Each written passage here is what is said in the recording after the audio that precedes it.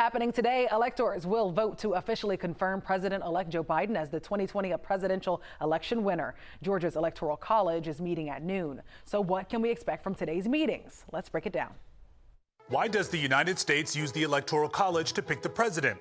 The founding fathers were split. Should Congress choose the president or should it be left to the people? The use of electors was the solution. When you cast your vote for president, you're deciding which electors will represent your state. The number of electors in each state is determined by how many seats in Congress that state has, and that number is based on the state's population. So, for example, let's look at California. Every state has 2 senators, so right off the bat, that's 2 electors. California, the most populous state, has 53 representatives in the House, so the Golden State gets 55 total electors.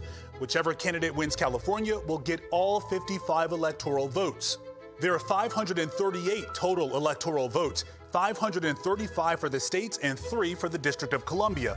48 states are winner-take-all. Maine and Nebraska give 2 electoral votes to the statewide winner and 1 for the winner of each congressional district.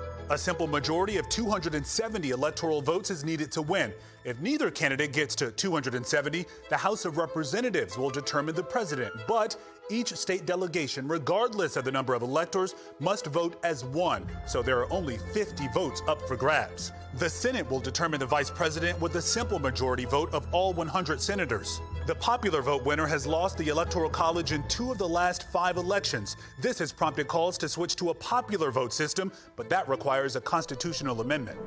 Quite the breakdown there. Now moving forward, what's going on this week? So President Joe Biden is expected to give remarks tonight after the vote. This kicks off a big political week in Georgia. Tomorrow, President-elect Joe Biden heads to Atlanta to help bolster support for Democratic U.S. Senate candidates Jon Ossoff and Raphael Warnock. Then on Thursday, Vice President Mike Pence plans to make stops in Columbus and Macon, Georgia. It will be his 3rd post-election visit to campaign for GOP Senators David Perdue and Kelly Loeffler. And you can find all the details on 11alive.com.